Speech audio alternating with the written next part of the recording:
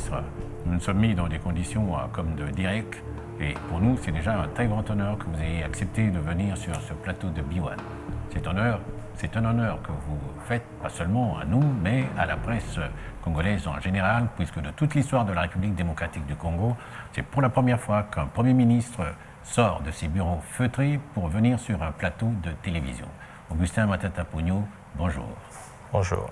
En fait, quand on dit Augustin Matata Ponyo Mapone, Mapone, c'est Matata Ponyo? Écoutez, c'est un nom que j'ai depuis plusieurs décennies. Je pense que Mapone, c'est beaucoup mieux qu'Augustin, parce qu'Augustin, ça a une identité beaucoup plus exportée, tandis que Matata Ponyo Mapone a une identité beaucoup plus locale. Donc, je me sens mieux. Je voudrais déjà vous prendre sur une question d'actualité qui a des similitudes avec ce qui se passe en République démocratique du Congo.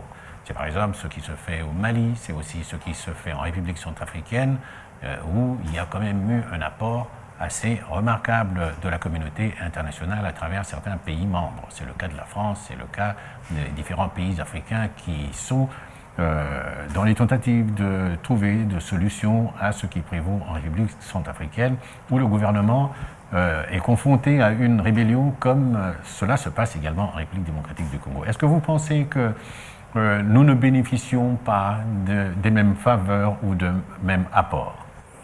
Non, je pense que nous avons aussi l'appui de la communauté internationale. Il faut éviter de faire des analyses très simplistes, très rapides, qui peuvent avoir un côté réducteur. Parce que le cas de la RDC n'est pas le cas de la République centrafricaine, tout comme ce n'est pas le cas du Mali. Il faut comprendre que la guerre à l'Est, la rébellion, en tout cas, bénéficie d'un appui extérieur, ce qui n'est pas nécessairement le cas, en tout cas en Centrafrique, comme au Mali. Et puis, du point de vue de l'appui de la communauté internationale, nous pouvons dire que, s'agissant de la RDC, nous bénéficions de l'appui de la communauté internationale, peut-être qui n'a pas la même forme que celle qu'on retrouve dans les deux pays que vous avez cités tout à l'heure.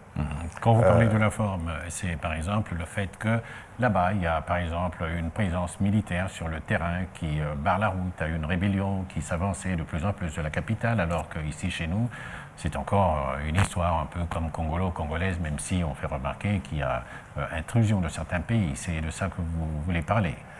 Oui, bon, d'une manière ou d'une autre, c'est un peu ça, mais il ne faut pas oublier que sur le terrain, il y a quand même la MONUSCO, qui est une force, en tout cas, des Nations Unies, même si son efficacité reste, en tout cas, à réexaminer. Mais dans tous les cas, il y a quand même une force, en tout cas, des Nations Unies. Et puis, vous savez que le dossier de la RDC bénéficie d'un appui, en tout cas des facilitations de la communauté internationale, tout comme de la communauté des Grands Lacs. Plusieurs réunions se tiennent notamment à Kampala, et comme vous le savez, et tout ça, ça fait partie de l'appui de la sous-région, tout comme la communauté, en tout cas internationale, à la résolution des problèmes qui se passent à l'est du pays. Peut-être, lorsque vous estimez que c'est une double vitesse, c'est parce que ça ne se fait pas de la même façon. Que le Congo ait, si vous voulez qu'on dise des choses comme ça, un pied dans la SADC, un pied dans la conférence internationale de la région des Grands Lacs et même dans d'autres organisations, est-ce qu'il peut y avoir quelque apport que vous aurez voulu voir plus concret de la SADC dans le conflit qui prévaut dans la partie est du pays? Bon, l'appui que nous souhaitons, c'est l'appui qui est en train de prendre forme. Celui des pays des Grands Lacs, celui de la SADC. J'espère que vous suivez l'évolution, en tout cas, de la problématique, parce qu'elle a été examinée notamment à Addis Abeba. Et à Dar es Salaam, et on voit très bien que ça prend forme. Notamment... Et cette évolution, vous, elle vous satisfait déjà? Non, mais disons que l'évolution, nous l'aurions souhaité beaucoup plus rapide que ça, compte tenu des dégâts collatéraux, des dégâts sociaux, des dégâts humanitaires qui se réalisent sur terrain. Mais vous savez, la communauté internationale a aussi ce péché mignon, la lourdeur dans la formation et de la décision, mais ce qui est positif, c'est que la communauté, en tout cas internationale, la communauté régionale, est tout à fait acquise à la cause de la justice de la RDC. Les lourdeurs que vous évoquez là, par exemple, est-ce que c'est semblable à ce que vous évoquiez dans l'un des articles que vous avez fait paraître dans le journal français Libération, quand vous disiez qu'il y a des ingérences et qu'il s'agit d'une guerre dont on ne connaît vraiment pas les raisons et qui sont de plus en plus pour des opérations de pillage des ressources de la République démocratique du Congo? Effectivement, je pense que la problématique de la guerre à l'est du pays est parfois mal comprise par ceux qui ne sont pas des spécialistes de la question ou par ceux qui ne vivent pas, en tout cas tout proche de cette guerre. Et vous savez, le langage d'une rébellion interne congolo-congolaise, il y en a qui y croient, alors qu'en réalité, il y a des aspects extérieurs qui ont été démontrés avec des faits à l'appui.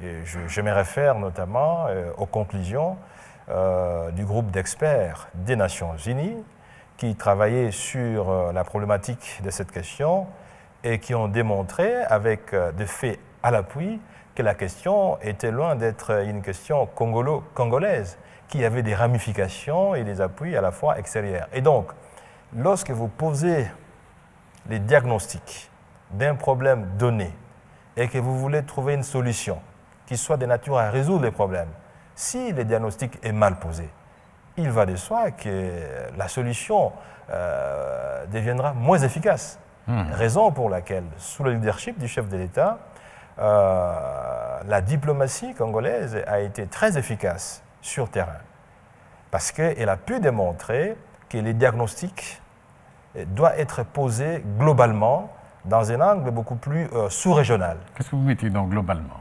Mais c'est-à-dire qu'il faut, au-delà des questions congolo-congolaises qui paraissent réduites, il y a les aspects d'implication, en tout cas des appuis extérieurs.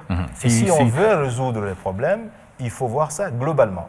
Si vous permettez que je résume, je ne sais pas si je vais taper à gauche, c'est un peu comme quand le président de la République tranche lors de son allocution au Congrès, il dit c'est le Rwanda qui nous agresse. Là, le diagnostic, il est bien posé. Lorsque le chef de l'État parle donc d'un appui extérieur, je crois qu'il fait une analyse tout à fait pertinente, parce que c'est une analyse qui est appuyée non seulement par des services spécialisés de notre pays, mais aussi par des experts indépendants, notamment ceux des Nations Unies.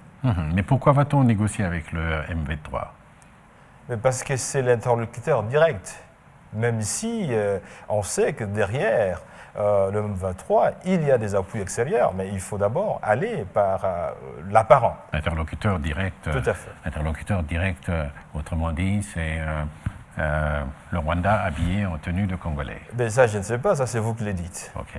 Monsieur le Premier ministre, il s'agit d'une question dont on reparlera encore dans ce programme, que nous avons pensé devoir chapitrer en différents volets. Il sera question de traiter de problèmes à caractère politique, de problèmes sociaux, de se lier au développement de la République démocratique du Congo, qui est quand même confrontée à certains moments à des questions de gestion des ressources énergétiques. On parlera également, puisque nous disions que nous parlerons de cette situation encore qui prévaut dans l'est du pays, on parlera également de notre armée au cours de ce programme. Suivez la marche du monde. Prenez avec nous l'information. L'événement B1, entre guillemets, tous les dimanches à partir de 20h30. Si vous permettez que maintenant nous abordions ce qui a trait aux attentes de la population, quand on dit par exemple qu'au mois de janvier, la population de Kinshasa sera un peu plus allégée en termes de besoin de transport. Qu'est-ce que vous en dites aujourd'hui, à la date d'aujourd'hui? Non, je pense qu'il va de soi que les difficultés des transports soient allégées par le moyen des transports qui vont être mis à la disposition des Quinois et des Quinoises à partir donc certainement du mois en cours ou du mois de février, en fonction des modalités pratiques de mise en œuvre que nous allons examiner et qui devraient en principe permettre une meilleure régulation de transport dans la ville de Kinshasa et plus tard dans l'ensemble de la République. Mais ce dont je peux vous assurer, c'est qu'un premier lot des 60 bus sur les 300 qui ont été commandés, un premier lot, disais-je, arrive en tout cas ce mois de janvier à Kinshasa. Ce qui est déjà en tout cas très très important parce qu'il y a plusieurs dizaines d'années que la RDC n'a pas acquis des bus sur fonds propres. Pourquoi 60 sur 300? C'est progressif, d'abord 60 et puis les autres, ou bien il y a eu quelques problèmes pour qu'il n'y ait pas les 300? Non, la fabrication des bus se fait par chaîne. Vous savez, on ne produit pas un bus comme on fabrique un bic, on fabrique des bus, c'est un processus complexe. Les 300 bus ne sortent pas de l'usine le même jour. Et puis, la commande ne vient pas seulement de la RDC, les commandes proviennent de plusieurs pays. Donc les livraisons se font progressivement et il y a une commande ferme des 300 bus. Donc d'ici certainement le premier semestre, nous devons être en mesure de pouvoir disponibiliser tous les 300 bus. Ça sera un peu comme une goutte d'eau dans l'océan quand même. Non, je pense que Londres n'a pas été, en tout cas, construit en un seul jour. Paris, la même chose. Si vous avez 300 bus et que vous n'en aviez pas il y a quelque temps, la différence, elle est nette. Le plus important, ce n'est pas de s'arrêter à 300 bus. Le plus important, c'est de continuer. Et je pense, si cette rationalisation de la gestion des ressources publiques continue, si cette programmation des résolutions des problèmes des transports continuent, je pense que nous devons être à mesure, d'ici 2 ans, 3 ans, de disposer d'un parc automobile, en tout cas destiné au transport en commun, qui soit à la hauteur des attentes de la population, à la fois à Kinshasa et à l'intérieur du pays. 2 ans, 3 ans, c'est après l'échéance 2016, on peut dire. Bon, quelle que soit l'échéance, vous savez, quand on construit une maison, même si c'est un building de 20 étages, on commence par la fondation. Même si le dernier étage va être en tout cas réalisé en bout de 26 mois, de 36 mois, mais le plus important, c'est de commencer. Mais si vous ne commencez pas, vous n'arriverez pas à faire un building de 100 étages. Mais à Lubumbashi, à Kisangani, à Kasumbali, Salem, à Kindu, ils vous diront que c'est toujours à Kinshasa qu'on donne les véhicules. Kinshasa n'est pas le Congo. Non, la vision du chef de l'État, président de la République, c'est une vision en tout cas nationaliste. C'est une vision républicaine. Et donc, nous avons reçu des instructions précises, c'est que les bus ne vont pas être destinés uniquement à Kinshasa. C'est des bus qui sont destinés à l'ensemble du pays, même si on commence par la ville de Kinshasa, qui en définitive, comme vous le savez, c'est la capitale. Est-ce que, de vous-même à vous-même, vous pouvez dire que vous fonctionnez comme un Premier ministre différent de ceux qui vous ont précédé? Bon, il est difficile de se faire apprécier soi-même. Je pense que vous êtes mieux placé, ainsi que d'autres personnes, pour pouvoir apprécier si je fonctionne différemment par rapport à mes prédécesseurs ou je fonctionne comme mes prédécesseurs. Mais tout ce que je pense, c'est que quand on exerce une fonction, par essence publique et au plus haut niveau de l'exécutif national, comme la fonction du Premier ministre, il faut l'exercer avec beaucoup de qualité, il faut l'exercer avec beaucoup de professionnalisme, il faut l'exercer avec beaucoup d'intégrité, il faut l'exercer avec beaucoup de dons pour les autres, parce que la charge publique, elle est essentiellement une charge pour les autres. Et lorsqu'on est Premier ministre, chef de l'exécutif, on doit exercer une fonction pour l'ensemble de la population, pour le bien-être de la population. Et je pense que ce que nous faisons depuis que nous sommes en fonction, depuis notre nomination, le 18 avril 2012, nous essayons de marquer l'évolution de la charge publique au profit de l'ensemble de la population. De Matata qui était ministre des Finances au Matata qui est devenu chef du gouvernement, Premier ministre, il y a quelque part une rupture où il y a une continuité dans sa compréhension de l'exercice de cette fonction. Il y a à la fois une rupture et une continuité. Rupture, dans quel sens? Rupture parce que je ne suis plus ministre des Finances. En tant que ministre des Finances, je devais exercer dans les limites d'un secteur bien déterminé qui est celui de la gestion des finances publiques.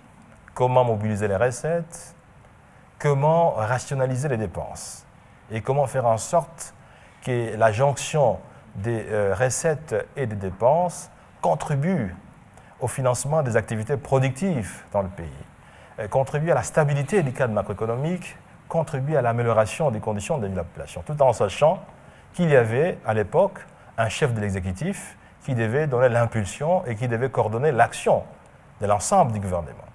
Voilà donc la rupture, parce que les charges d'un ministre des Finances sont tout à fait différentes des charges d'un chef de l'exécutif. La continuité, parce qu'en fait, en réalité, qu'on soit ministre des Finances, qu'on soit ministre du portefeuille, qu'on soit ministre des Transports, l'objectif final, l'objectif ultime, c'est l'amélioration des conditions de vie de la population. Et en tant que Premier ministre, la continuité demeure dans le sens que l'objectif du Premier ministre, c'est de coordonner l'action de l'ensemble du gouvernement, l'action de l'ensemble des secteurs en vue d'atteindre cet objectif. Maîtrise du cadre macroéconomique, on le met à votre actif. Réduction du taux de l'inflation, on le met également donc à votre actif. Mais au-delà des chiffres, au-delà des statistiques, comment cela peut commencer à se traduire en termes d'apaisement pour la population dans ses attentes? Bon, monsieur le journaliste, j'espère que vous êtes un professionnel, je n'en doute pas. La stabilité du cadre macroéconomique est un facteur déterminant de la paix sociale. Nous devons le savoir, parce que vous-même, dans ce pays, vous avez vécu l'hyperinflation des années 90. Tout le monde connaît les cauchemars qui étaient en tout cas le résultat de la hausse vertigineuse des prix, de la vase des étiquettes. La stabilité des prix intérieurs est un facteur social très important. Cette année, pour parler des chiffres, nous avons réalisé un taux d'inflation de 2,72%. Depuis plus de 30 ans, la RDC n'a jamais réalisé un taux d'inflation de 2,72%. Les taux d'échange de la monnaie nationale, le franc congolais, ça fait plus de 3 ans qu'il est stable. Lorsque moi, je suis arrivé aux affaires comme ministre des Finances, les taux indicatifs du franc congolais par rapport au dollar étaient de 923 francs congolais, les dollars américains. À la date de vendredi, nous avions un taux de change de 916 francs congolais, les dollars américains. Donc, par rapport à 3 ans, le franc congolais s'est apprécié. Et comment cela s'est traduit sur la vie des Congolais et des Congolaises? C'est-à-dire que lorsque vous vendez, la maman qui vend les légumes n'a pas à se poser des questions. Quel serait le prix des légumes demain ou après-demain? Elle n'a pas de questions à se poser. Lorsqu'elle réalise le recette, s'il faut aller changer, s'il faut convertir en dollars pour préserver son pouvoir d'achat, c'est-à-dire qu'elle dispose désormais d'une monnaie qui la tranquillise, d'une monnaie qui la met à l'abri des tensions, des supputations, des anticipations. Et donc, cette maman, qui est en communion avec une monnaie nationale stable, elle peut à ce moment-là anticiper sur les recettes d'une année, de 2 ans. Elle peut faire des prévisions. Elle peut faire les stocks, des renouvellements. Et voilà, autant c'est valable pour une personne qui vend des légumes, autant c'est valable pour les industriels, pour des opérateurs économiques qui font des stocks importants. Moi, je pense que la stabilité macroéconomique est un facteur important. C'est comme la fondation.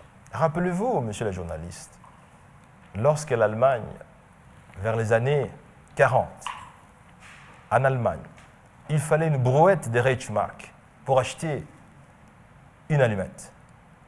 Les Allemands ont juré de ne plus avoir l'hyperinflation dans leur pays. Imaginez-vous, nous avons le Deutschmark qui est l'une des monnaies les plus fortes de l'Europe. Oui, mais au moins, les Allemands pouvaient acheter des allumettes.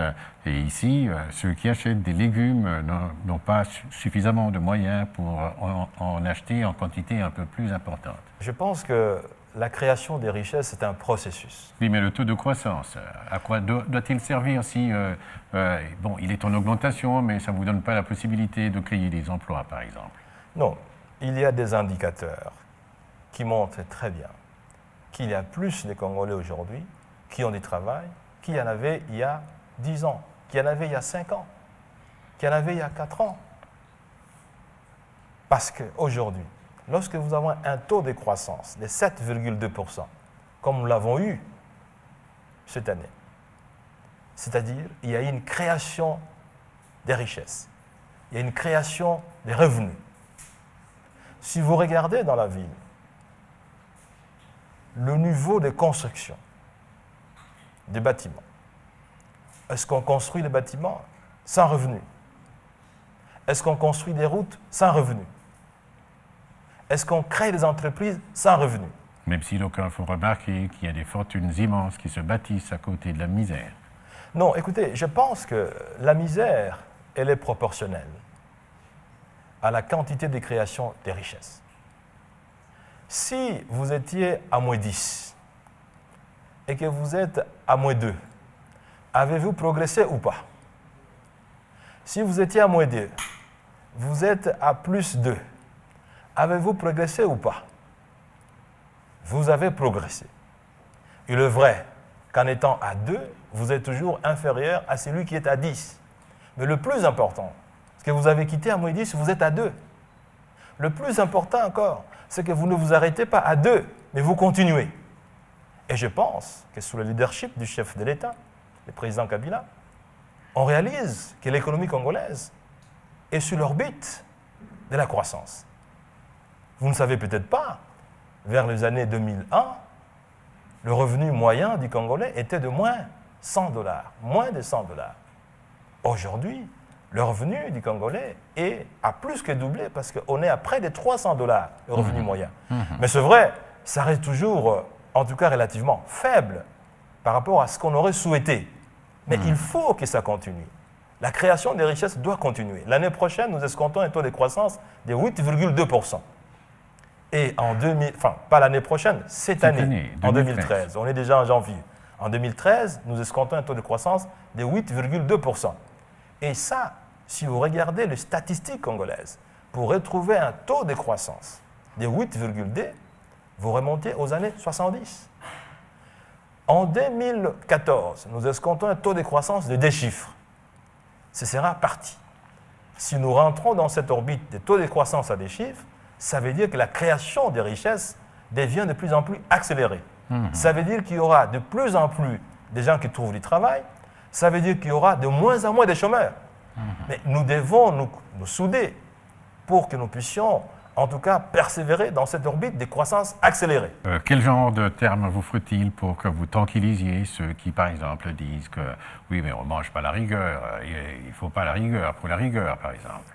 Bon, écoutez, vous êtes un professionnel, je vous fais confiance. Avez-vous vu une action, qu'elle soit individuelle, qu'elle soit collective, qu'elle soit nationale, qu'elle soit internationale, qui s'est réalisée avec succès, sans rigueur? Nous avons une équipe nationale qui va jouer au Cannes.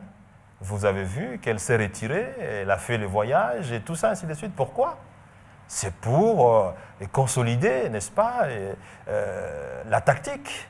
C'est pour consolider la méthode, c'est pour consolider la stratégie. Mais qu'est-ce qui peut se faire sans rigueur? Ce qui vous marque, monsieur le journaliste, quand vous allez ailleurs, là où vous voulez, vous, aller faire des vacances, parce que nous restons ici. Quand vous arrivez, ce qui vous guide, c'est quoi? C'est la rigueur. On vous dit c'est le temps. On vous dit c'est le sens unique. On vous dit c'est le boulevard. On vous dit c'est le fer rouge. La rigueur. Il ne faut pas confondre la rigueur et l'austérité. La rigueur, c'est la rationalisation. La rigueur, c'est la programmation. La rigueur, c'est l'affectation des ressources à des dépenses prévues.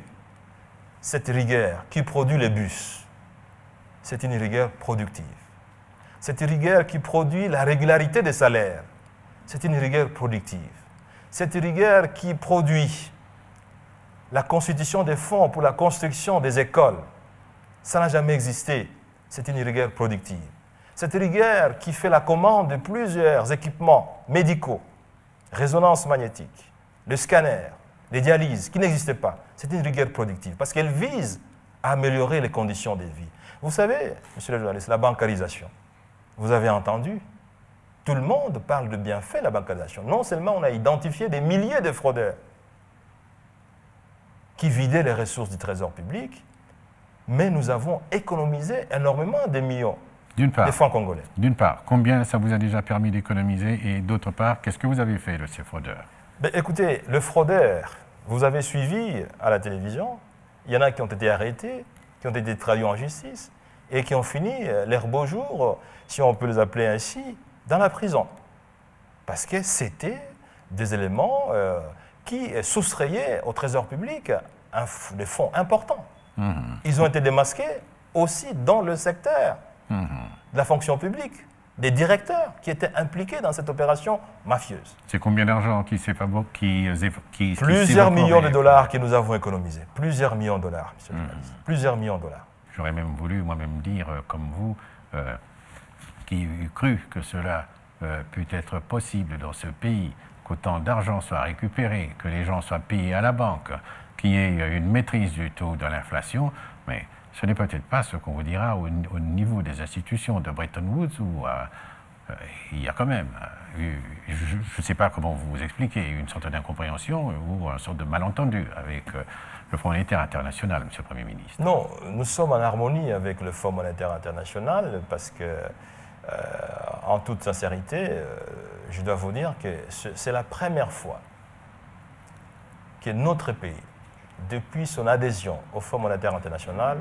réalise un programme quantitatif de manière excellente. Oui, mais comment expliquez-vous que le PEC 2, le programme économique du gouvernement, dans sa deuxième phase, a été nous l'avons dit suffisamment. Je pense que vous avez suivi le point de presse que j'avais organisé au ministère des Finances au lendemain de la fin du programme avec le Fonds monétaire international. J'avais bien dit que de l'avis du Fonds monétaire international et de notre avis aussi, tous les critères quantitatifs du programme étaient réalisés avec des marges suffisantes. Ça veut dire quoi, avec des marges suffisantes? Que ce n'est quand même pas ce qui conduit à dire, bon, mais non, nous arrêtons l'aide que nous devions donner, nous ne donnons plus. Non, vous savez, il y avait des aspects de gouvernance dans le secteur minier, on vous l'a dit, parce que l'appréciation du Fonds monétaire sur le succès d'un programme aujourd'hui va au-delà des critères quantitatifs qui constituent en fait le pilier du programme. On regarde un peu... Aspect de gouvernance, comme vous dites, ça veut dire manque de transparence par exemple? Écoutez, ça dépend de la façon dont vous appréciez, mais tout ce que je peux vous dire, c'est que le programme n'a pas été arrêté du fait que le gouvernement n'a pas exécuté de manière excellente, disons, le processus macroéconomique ou le processus des réformes. Tout ceci a été réalisé avec, en tout cas, une parfaite harmonie. Mais c'est des problèmes collatéraux, les problèmes de gouvernance dans le secteur minier qui ont été à la base de la rupture de ces programmes. Mais je dois vous dire sur cette question, ce que nous sommes, en tout cas, en harmonie avec le Fonds. Nous sommes en tout cas en dialogue Et nous devrions donc envisager les voies et moyens pour une reprise, en tout cas, de partenariats qui soient efficaces. Mais pour parler de ce manque de transparence, ce ne serait pas de nature à attirer les investisseurs dans le secteur minier, par exemple. Il vous faudra peut-être une autre formule. Non, je pense que sur cette question, nous devons être fiers d'avoir, en tout cas du chef du président de la République, une volonté déterminante de veiller à la bonne gouvernance dans tout le secteur, y compris les secteurs miniers. Pour votre information, en tout cas sous l'impulsion du chef de l'État, il y a un forum sur la transparence et la gouvernance dans le secteur minier qui va se tenir à Lubumbashi vers la fin, en tout cas de ce mois, les 30 et les 31, dans le but de pouvoir, en tout cas, consolider la vision du chef de l'État, la détermination du gouvernement de veiller à la bonne gouvernance dans tous les secteurs, y compris le secteur minier, qui est en fait un secteur porteur de croissance. Mais vous-même, chef de gouvernement, vous devez avoir sûrement trouvé une autre astuce pour attirer les investisseurs. Comment vous y prendrez-vous? Bon, nous sommes en train de travailler énormément sur cette question, d'abord depuis que j'étais ministre des Finances, mais aussi depuis que le chef de l'État m'a confié la charge de conduire le gouvernement. Vous le savez, nous avons adhéré à l'OHADA, nous avons déposé en tout cas les instruments d'adhésion à Dakar, et ceci permet d'envoyer un signal fort à l'ensemble des opérateurs économiques qui veulent investir ici dans notre pays, que des problèmes judiciaires, des problèmes juridiques peuvent être résolus parfois, en cas de besoin, par un arbitrage supranational. Voyez-vous. Tout ceci, c'est pour envoyer un signal positif, un signal fort auprès des investisseurs qui doivent venir. Nous avons aussi procédé à la suppression de plusieurs taxes illicites, plusieurs taxes illégales. Nous avons procédé à des réformes importantes dans le secteur fiscal pour pouvoir, en tout cas, alléger la charge de la fiscalité au profit des entreprises, pour qu'elles puissent investir davantage dans ce pays. Nous sommes en train d'opérer des réformes dans plusieurs secteurs qui devront à terme permettre aux opérateurs économiques de se trouver plus ou moins dans un environnement favorable à l'expansion de leurs activités économiques dans notre pays. Mais dites-moi un peu, Monsieur le Premier ministre, bien de gens estiment que vous faites du bon travail. Bon, moi je ne vais pas forcément me mettre derrière ces gens ou contre eux, mais on estime que vous faites du bon travail. Mais remettez votre bilan sur la table.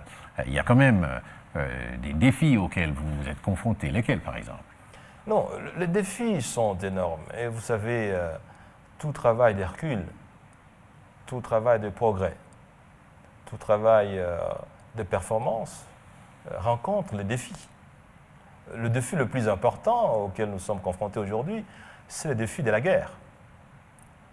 Je suis nommé Premier ministre en avril, mais quelques mois avant, et le pays était en guerre.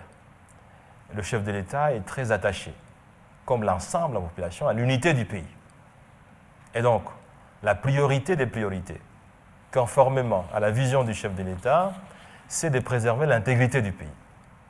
Et ça, c'est un défi important pour nous parce que ça nous prend beaucoup de ressources qui auraient dû être affectées aux questions essentiellement sociales. La question des investissements dans le secteur, notamment de l'électricité, c'est aussi un défi important. Vous savez qu'aujourd'hui, certains investissements miniers importants sont recalés par le manque d'énergie de qualité, en quantité suffisante. Mais comment comptez-vous vous y prendre par rapport à ça? Mais nous sommes en train de travailler avec beaucoup d'opérateurs privés qui souhaitent investir dans ce secteur. Nous travaillons aussi avec la Société nationale d'électricité en lui pourvoyant des ressources, en tout cas budgétaires, pour lui permettre de faire face à certains problèmes récurrents. Même s'il apparaît que c'est un peu comme si plus les années passent, plus les zones d'obscurité s'étendent dans la ville et sur le pays. Bon, À cette allure, il y a un risque de voir tout le pays se retrouver dans l'obscurité un jour. il faut reconnaître que les domaines de la fourniture en énergie électrique, c'est un domaine complexe. Les machines qui produisent l'énergie électrique sont des machines gigantesques. Et lorsqu'elles n'ont pas été entretenues, leurs problèmes nécessitent beaucoup de moyens. Et c'est ça qui nous interpelle, nous, au plus haut niveau. Si nous voulons maintenir la croissance à des chiffres, ça veut dire qu'il nous faut beaucoup d'investissements. Et pour que les investissements soient viables, il faut qu'il y ait de l'énergie. Et donc, nous devons absolument investir dans les domaines énergétiques afin que la croissance à des chiffres soit portée par une énergie disponible de qualité et suffisante. Non, puisque Inga n'est pas là. Non, Inga est là, mais elle n'est pas à mesure d'apporter la quantité d'énergie sollicitée aujourd'hui, notamment par le secteur minier. Vous savez, monsieur le journaliste, je vous informe qu'il y a beaucoup d'investisseurs qui croient à l'action de ce gouvernement et qui sont venus et qui ont décidé cette fois-ci d'investir. Ils ne sont pas venus et répartis avec des promesses infinies. Il faudra peut-être que vous disiez qui ont décidé qu'à partir du mois de février... Non, la liste est longue, mais je vais par exemple vous donner un exemple concret, c'est que nous avons reçu des investisseurs dans le secteur de la cimenterie qui sont disposés à pouvoir commencer dès le premier semestre 2013 ici, la construction d'une grande usine qui sera la première dans ce pays, donc qui n'a jamais été construite dans ce pays. Rassurez-vous, monsieur le journaliste, si le climat des affaires n'était pas de bonne qualité, est-ce que ces investisseurs seraient venus? Pourquoi ils ne sont pas venus les années passées? Pourquoi ils viennent seulement aujourd'hui et se décident, quel que soit ce que les gens disent, ils se décident de faire la plus grande industrie de production de cimenterie dans ce pays. Ça veut dire qu'ils croient à l'avenir de ce pays. Ils croient à la gestion de ce pays. Et ils croient à la demande de ces produits. Oui, moi je voyais aussi d'autres défis, problème de la corruption, puisque c'est pas moi qui le dis, mais ceux qui font certaines remarques font aussi remarquer que il y a quand même un sérieux problème de corruption dans ce pays-là, qui fait qu'à certains moments, ça fait manquer du côté de la transparence. C'est aussi un défi auquel vous êtes confronté, monsieur le Premier ministre. Oui, le défi de la corruption, le défi de la fraude, ce sont des défis importants, mais ce sont des défis auxquels nous sommes affrontés depuis que nous étions ministres des Finances. Rappelez-vous, lorsque j'étais ministre des Finances, et le défi de la violation des droits de l'homme. Une trentaine d'agents, de fonctionnaires, en tout cas des domaines fiscaux, ont été révoqués. Parce qu'il faut savoir sanctionner dans ces domaines. Oui. On peut peut-être essayer de savoir avec vous, en termes d'avancée, on est parti d'où en matière de violation de droits de l'homme et où en sommes-nous aujourd'hui en termes de protection des droits des individus? Non, je pense que les progrès importants ont été réalisés dans tous les domaines, que ce soit le domaine de la lutte contre la fraude, le domaine de la lutte contre la corruption ou le domaine des droits de l'homme. Vous êtes sans ignorer que l'Assemblée nationale a voté notamment une loi pour la protection des droits de l'homme, pour la création d'une institution dans ce domaine. Et ce sont des choses qui n'existaient pas dans beaucoup de pays au monde. Mais la RDC a fait une avancée là-dessus. La lutte contre la corruption, la lutte contre la fraude, je venais de vous citer ici un cas concret, mais dans ce domaine, je dois vous dire que la corruption, comme la fraude, se démontre à plusieurs têtes. Vous devez arriver à circonscrire toutes les têtes pour pouvoir les couper de manière tout à fait globale. Mais le plus important, que ce soit dans le domaine de la protection des droits de l'homme, dans le domaine de la lutte contre la fraude, dans le domaine de la lutte contre la corruption, le plus important, c'est de commencer et de maintenir le cap. Parce que même dans des pays développés, la corruption, la fraude existe, mais dans des proportions plus ou moins faibles. Mais lorsque les proportions sont très importantes, comme dans notre pays, elles privent l'État des ressources importantes. D'où la nécessité de pouvoir, en tout cas, mener une action d'envergure. Et ça, nous essayons de le faire. Très bien, monsieur le Premier ministre. Nous allons faire comme marche arrière pour repartir encore avec ce programme. Je me rappelle, moi, au début, quand vous êtes investi, nous sommes au mois d'avril dernier, c'est-à-dire le mois d'avril de 2012, bien de gens disent « Ah voilà, au moins pour la première fois que nous avons maintenant un Premier ministre qui soit originaire des provinces de l'Est Congo, on va trouver une solution à la guerre qui y prévaut depuis plusieurs années. » Vous, de votre connaissance du terrain, et en tant qu'originaire, mais surtout maintenant en tant que Premier ministre, comment vous expliquez-vous que on n'arrive toujours pas encore à sortir de cette situation et à apaiser les populations de cette partie du pays? Bon, mais je pense que la problématique de la guerre à l'est du pays, c'est une question complexe, comme je l'ai dit tout au début de cette émission, avec des ramifications extérieures. Et c'est pour ça que j'ai beaucoup insisté sur le diagnostic. Il faut absolument un diagnostic. Et je suis heureux de vous dire que davantage la communauté internationale adhère à la thèse de la RDC, qu'au lieu de circonscrire la problématique au niveau interne, il faut la circonscrire au niveau régional. Et la solution qui va être trouvée dans cette dynamique va être une solution plus ou moins définitive, une solution plus ou moins durable. Voilà. Et la solution qui doit être trouvée pourrait également passer, comme on peut le penser, c'est le dialogue pour une cohésion nationale. Bon, écoutez, le chef de l'État, et ça je pense que c'est une idée tout à fait appréciable, a parlé donc du dialogue national. L'objectif évidemment, c'est de cimenter cette cohésion nationale indispensable. En tout cas, la bonne marche des affaires publiques. Et je suis tout à fait d'accord que les dialogues, tant qu'il peut garantir cette cohésion nationale, cette unicité du pays, cette intégrité du pays, la paix nécessaire à une bonne marche des affaires publiques, je pense que c'est une très bonne idée, quelle que soit la forme qu'elle veut prendre. Dans la vision du chef de l'État que vous êtes censé devoir exécuter, dans ce dialogue, qui y prennent part et comment ça s'organise? Bon, je pense qu'il faut laisser, en tout cas, le privilège au chef de l'État de pouvoir lui-même lever le voile sur cette machine de dialogue national. Mais je pense qu'en toute sincérité, si vous demandez mon point de vue, je pense que, de par le sens des cohésions nationales, l'essence de garantir une certaine pacification, c'est un dialogue qui va pouvoir rassembler tout le monde. Est-ce que le président, par rapport à cette question, est-ce que le président est dans le besoin? Dans quel sens?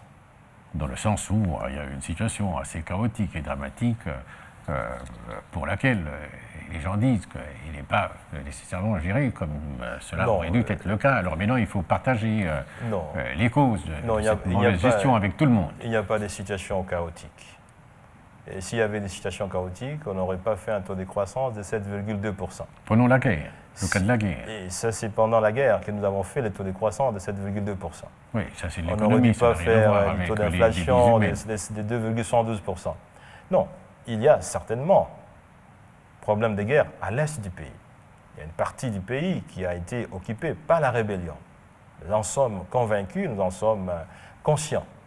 Mais dire que l'économie est dans une situation chaotique, ça c'est aller à l'excès. Non, rien à voir avec l'économie, c'est des problèmes de vie humaine, par exemple. Il y a des problèmes qui nécessitent certainement la contribution de tout le monde. Il y a des problèmes qui nécessitent une certaine cohésion nationale, qui nécessitent peut-être un dialogue. Et ça, c'est la vision du chef de l'État, lui qui est soucié de la paix, qui est soucié de la cohésion, qui est soucié de la solidité nationale. Et ça, c'est à lui de pouvoir apprécier quels sont les degrés, et en tout cas les contributions de chacun d'entre nous.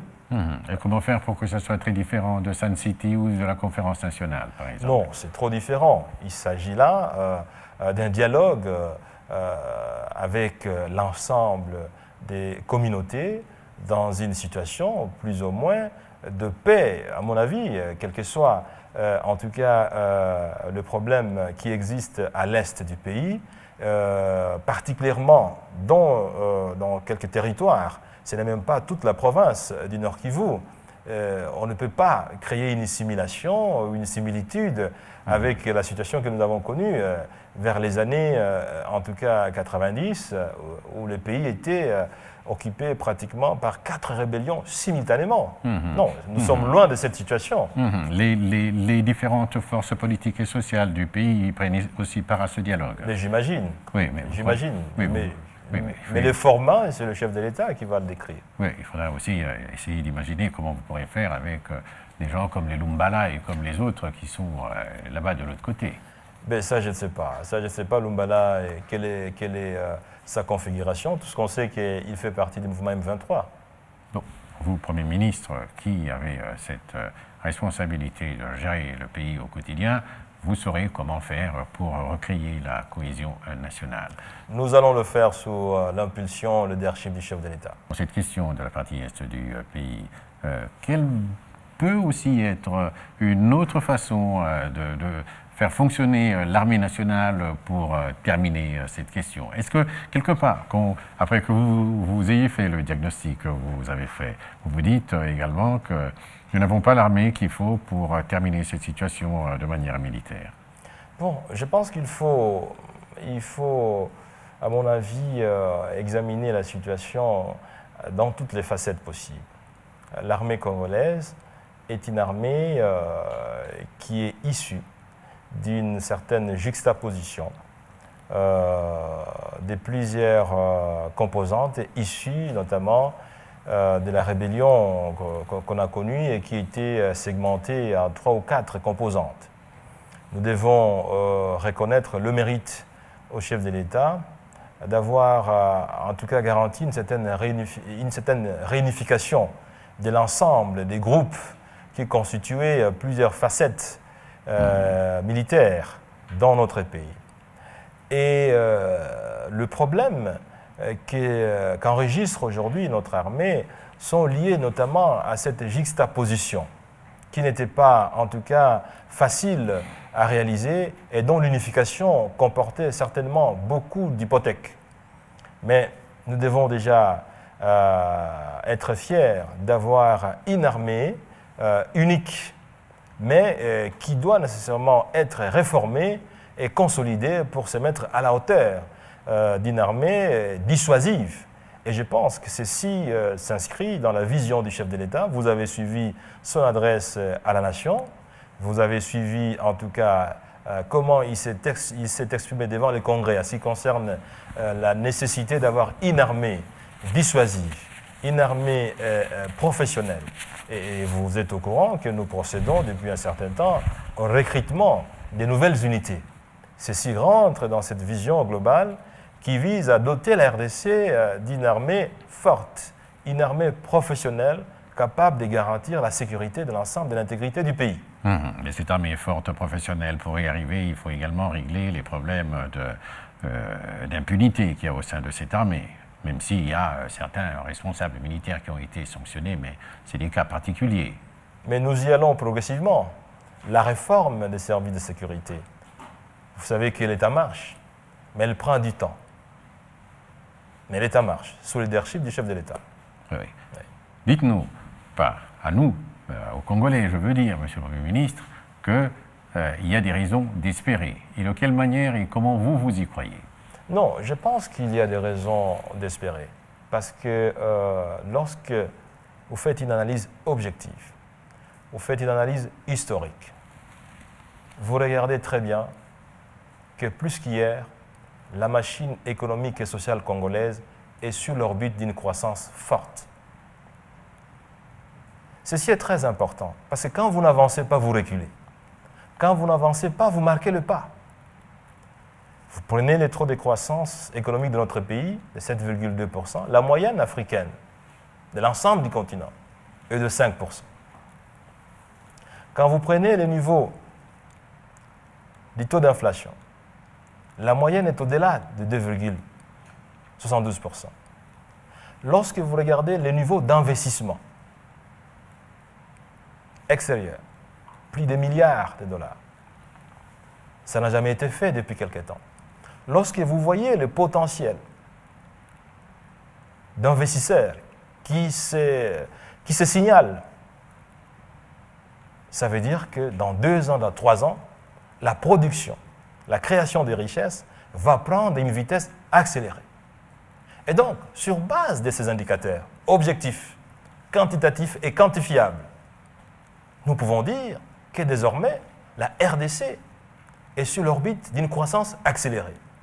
La RDC est sur l'orbite d'une pauvreté de moins en moins forte. La RDC est sur le schéma de création d'emplois.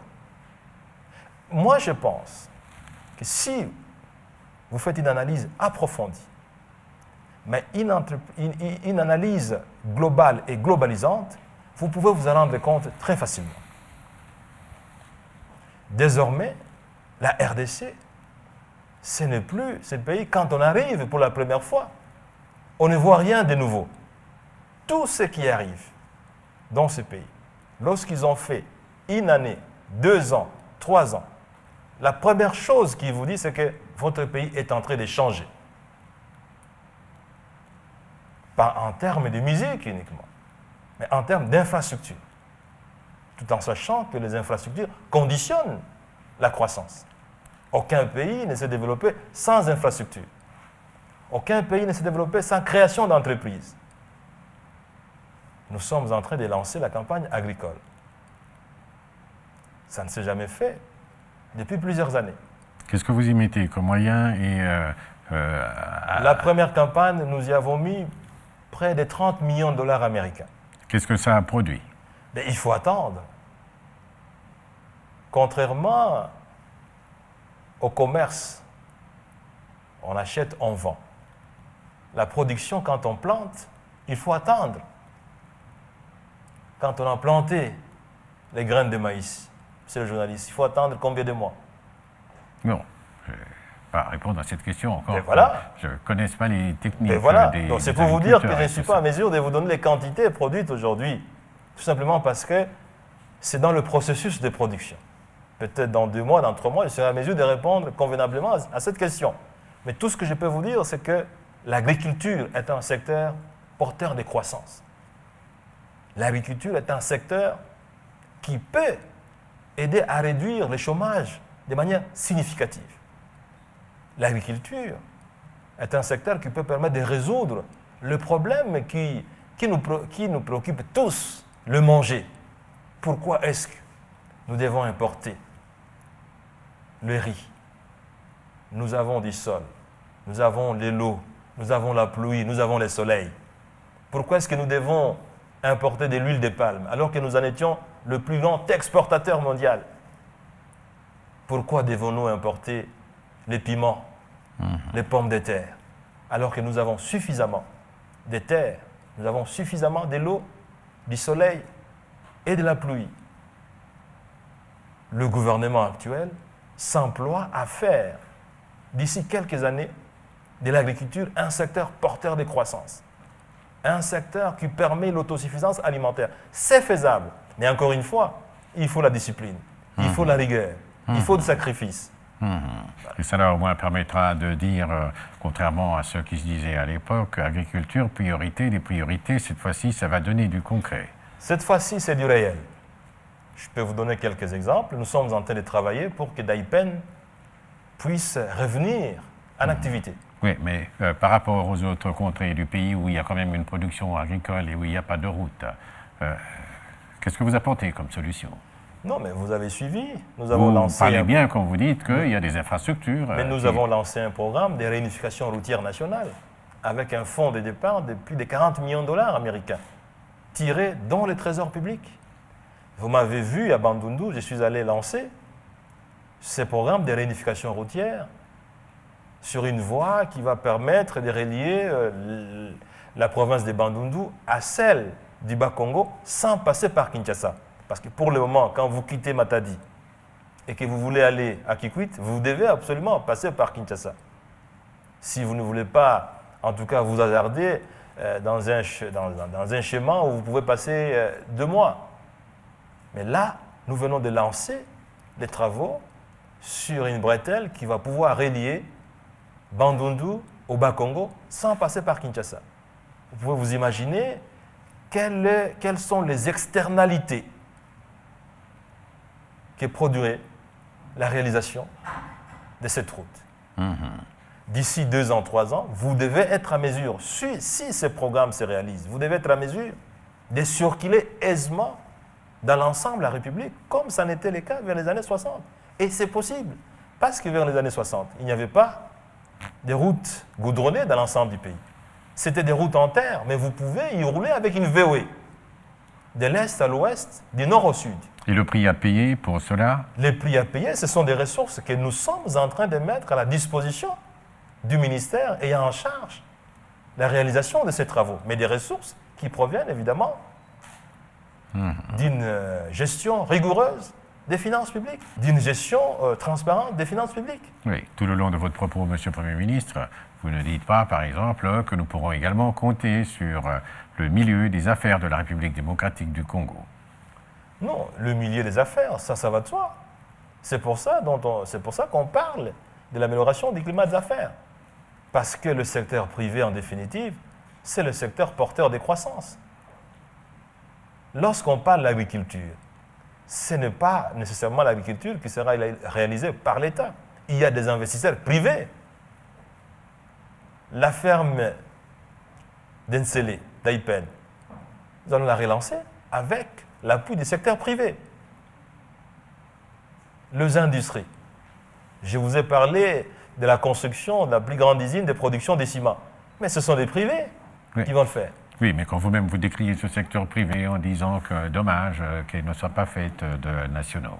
Ah oui, notre souci aussi. Et ça, ce n'est que légitime. Nous devons favoriser l'émergence d'une classe économique congolaise. Quand le ferez-vous? Mais nous sommes en train de le faire. Je vous ai dit, je ne sais pas si vous avez suivi ça, mon allocution devant le Sénat congolais, je parlais de la constitution d'un fonds destiné au secteur de la petite et moyenne entreprise pour promouvoir la création des Congolais qui disposent des ressources. Il est anormal, lorsque vous parlez des opérateurs économiques de poids dans ce pays, vous y trouvez rarement dans la pointe les Congolais des nationalités congolaises. C'est tout à fait normal que tout le monde fasse des affaires dans ce pays. Et nous le souhaitons d'ailleurs. Nous l'appelons de tous nos voeux. Mais nous souhaitons aussi que les Congolais puissent aussi devenir des grands entrepreneurs dans ce pays.